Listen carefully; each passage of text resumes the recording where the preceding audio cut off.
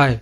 बहुत सारे लोगों का ये मानना है कि जब ईरान में ज़ोरोआस्ट्रियन धर्म था तब ईरान का नाम पर्शिया था, लेकिन इस्लामिक हमले के बाद अरब वाले पर्शिया नाम को चेंज करके ईरान रख दिया।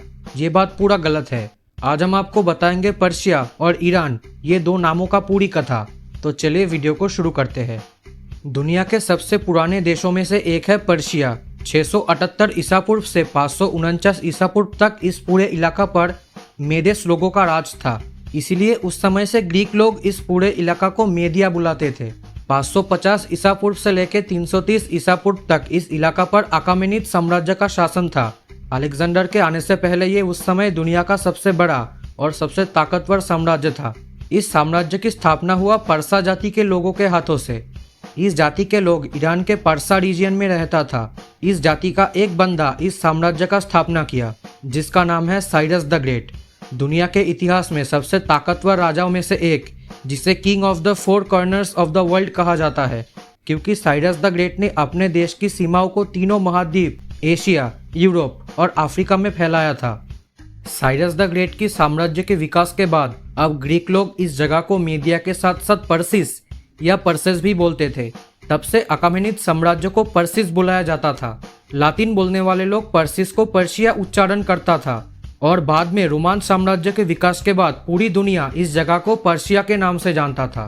लेकिन यहाँ के लोग पर्शिया नाम से उतना फेमिलियर नहीं था। जैसे हम इंडिया से ज़्यादा अपने देश को भारत, हिंदुस्तान, भारत देशम, भारतवर्षो नाम से ज़्यादा बुलाते हैं।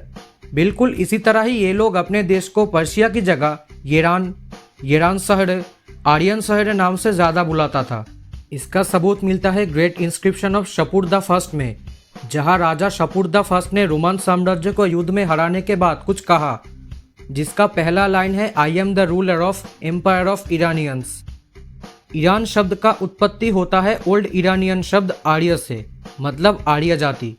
फिर समय के साथ साथ ये शब्द का उच्चारण धीरे धीरे चेंज हुआ, आर्य से आर्यन, फिर मिडिल पर्शिया या पालवी लैंग्वेज में ईरान या ईरान शहर है।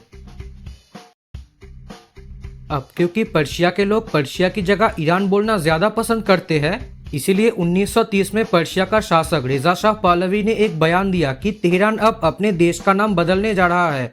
इसलिए हम ऑफिशियली पर्शिया और पर्शियन की जगह ईरान और ईरानियन टर्म यूज़ करेंगे। इसके बाद 21 मार्च 1935 में ये बात को इंटरनेशनली मान्यता मिल गया और ऑफिशियली पर्शिया नाम को हटा के ईरान रखा गया और तब से लेके आज तक इस देश का नाम ईरान ही है।